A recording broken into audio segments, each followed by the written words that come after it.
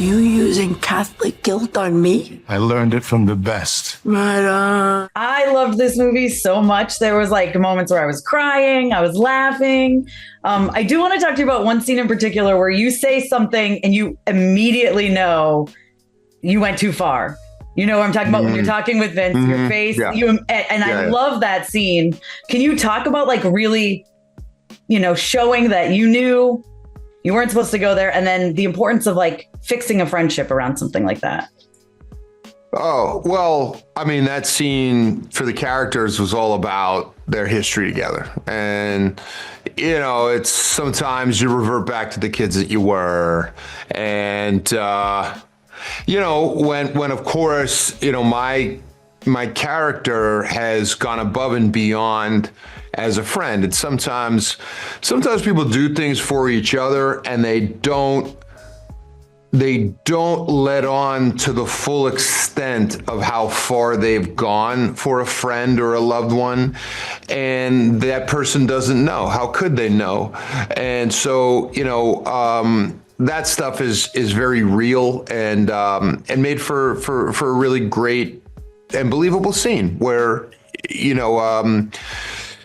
I put myself out on a limb for Vince's character Joe, and in that moment, I feel like he's really been reckless with me, and my livelihood and all of that, and my hard work, and so some childhood stuff comes out, and I realized, I went a little too far.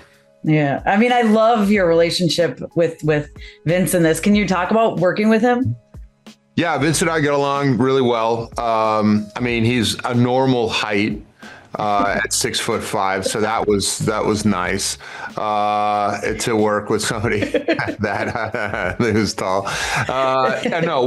Listen. I've been a huge fan of Vince from the very beginning. My formative years as an actor were the '90s and the independent movement, and I remember going to a little independent theater and seeing Swingers 3 times. I remember bringing friends back. You got to see this movie. And then, when I was in drama school, certainly knowing that I was most likely going to move to Los Angeles, I mean, it was all about Swingers. So, I watched Vince's career and obviously his string of all the rated R comedies. I was, a big fan of. So, and he and I actually have had mutual friends. We were introduced by Tom Morello, the guitarist of Rage Against the Machine, and Tom and Vince knew each other from like Chicago, and so Vince and I, we were friends. So it was funny when I wound up at the screen test, with all the other guys who were screen testing for Bruno, and Vince and I had chemistry because I know Vince, and I know, you know what I mean. Like I really think I had a leg up on how to make Vince laugh and really, to use a volleyball term, kind of, set him up at the net. I knew how to set him the ball. Well, I'm so glad because you guys are so good in this. Thanks. I do want to know, did you eat a lot of food on this set? Because I could not be around this stuff and not eat it.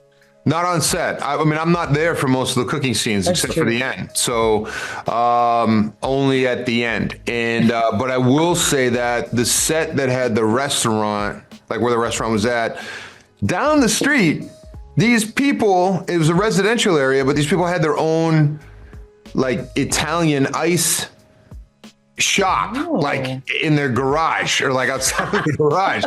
So I was always, in between setups, I'm taking orders and heading down to try whatever the flavor of the day was. So, but there were definitely like during the week as a cast, we would get together and get invited to, Italian restaurants in the area. And Vince and I went to the actual Enoteca Maria to meet up with the real life Joe and Bruno. And then Nonnas cooked this dinner, so that was awesome. Oh, that's so fun! I love that. It was great. Awesome. Well, I love this movie so much, and thank you so much for your time today. Sure, yeah, of course, thank you. I lost my cat last year, so I understand the grieving process. I'm sorry about your cat. I didn't know.